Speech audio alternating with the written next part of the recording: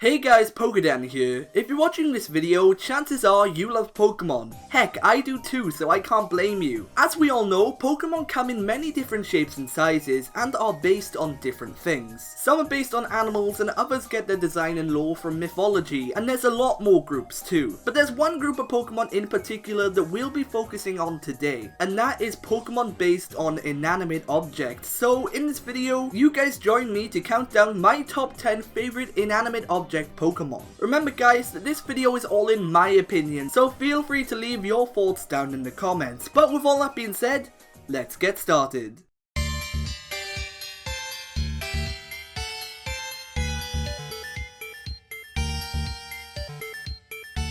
Coming in at the number 10 spot on this list is the Pokemon Vanillite. Okay, so any guesses for what Vanillite is based on? If you said an ice cream cone, you're right. This funky looking Pokemon and its evolution line are used quite a lot in those memes comparing nowadays Pokemon to Pokemon back then. And honestly, I don't care because Gen 1ers just gonna hate. Vanillite may not have the most awesome origin, but you can't say that it isn't unique. What other Pokemon do you know that are based on ice cream cones? Although it seems to be an unpopular opinion, I don't mind this Pokemon, and I can't see why it gets so much hate. Vanillite is pretty cool. Dude, that was not a good okay, joke. I don't mind. I see what he did there. Vanillite is an ice type. Bad. Oh, dude, oh my god, oh my god. That was not a funny joke.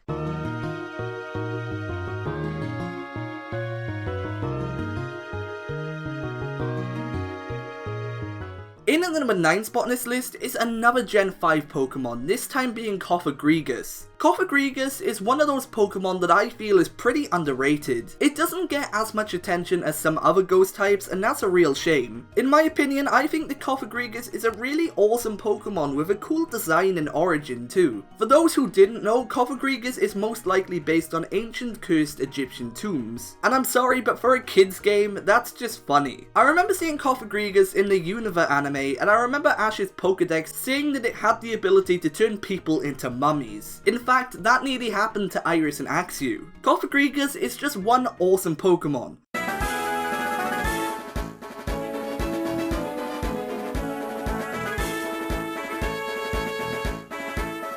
Next on the list is a Pokemon from the first generation of Pokemon. It's Magneton. Remember when I said that Vanillite was one of the main candidates for the Pokemon are really running out of ideas meme? Well, Magneton is a Pokemon similar to Vanillite that was in the first 151 Pokemon. Not that that's a bad thing, because I like Magneton. People say it's just 3 Magnemites joined together, but I happen to think it's a really cool Pokemon regardless. I understand that Magneton evolves into another cool Pokemon being Magnezone, and that's also an inanimate object Pokemon, but I just prefer its pre-evolution. Also, Magneton is a Pokemon I happen to sometimes face when battling my friend Sammy. She just loves the thing, and I guess that Magneton's charms have rubbed off on me too.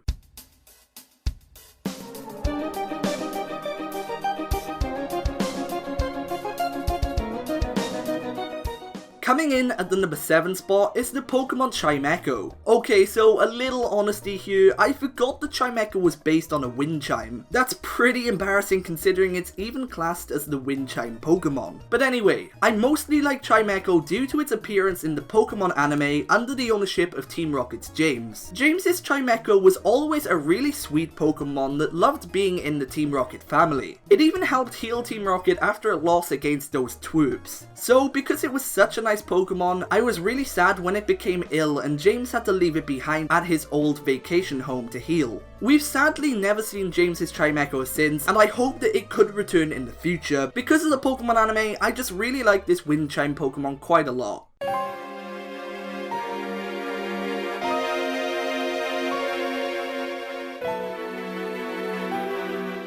Coming in at the next spot on the list is the Pokemon Golurk. Now, for anyone who didn't know, Golurk is based on a golem, and I know there are other Pokemon out there that are based on golems, but Golurk is by far my favourite. Golurk is a pretty strong Pokemon, and it's also pretty cool. How come I think it's cool, you ask? Well, this Pokemon can actually fly. I know, right? It's just awesome. I remember seeing Golurk flying in the Pokemon anime, and it was just so crazy to me. On top of that, I also really like Golurk because it has a cool design too. Like I mentioned before, this Pokemon just looks incredibly strong, and I think that's awesome.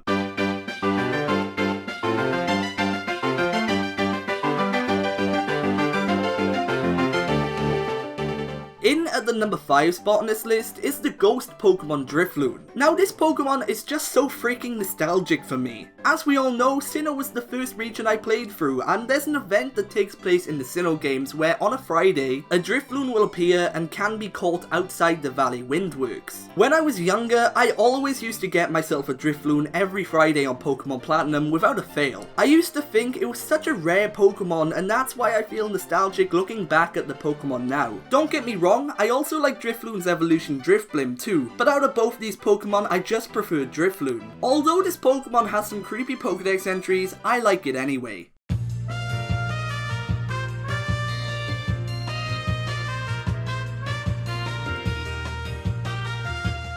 Coming up next on the list is Gen 7 Pokemon Palossand. Now, there's a different reason why I like this inanimate object Pokemon, and the reasoning behind it is somewhat sentimental to me. Now, it's pretty obvious that Palossand is based on a sandcastle, and before I moved houses to where I live now, I used to live a 10-minute walk away from a beach. In the summer, my friends and I would play down on the beach, and this sandcastle Pokemon just reminds me of those good and happy times. I think it's really cool that Game Freak created a Pokemon based on a sandcastle because it's different from what we usually see. On top of that, this sandcastle also has some creepy Pokédex entries too, where in a nutshell, it pretty much mentions this Pokemon draining other Pokemon's life forces. I mean, that's creepy as heck, and I love Pokemon with dex entries like this, so Palossand just had to be on the list.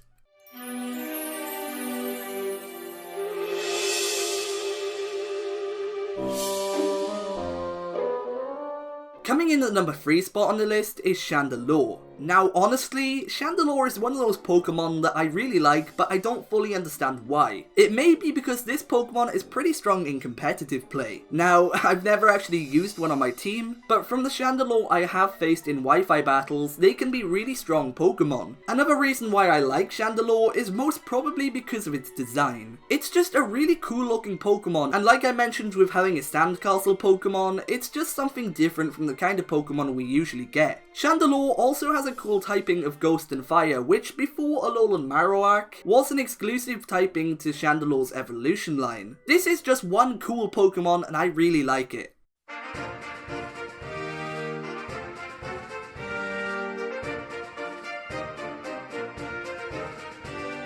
Coming in at the number 2 spot on the list is the Kalos Pokemon Aegislash. Now, I don't know how it's possible not to like this Pokemon. It's a sword and shield. That's pretty freaking awesome. Aegislash is a Pokemon that I've never really stopped liking. It has an amazing design and it's great in competitive play too. Seriously, what more can you ask for? I even used an Aegislash on my team when I replayed through Pokemon X, and it was a fun Pokemon to use. I mentioned it on a previous video, but I'll say it again. I also really like Aegislash's shiny form. It just makes the Pokemon look really majestic, and that's awesome. Aegislash is a great Pokemon, and I just had to include it on this list.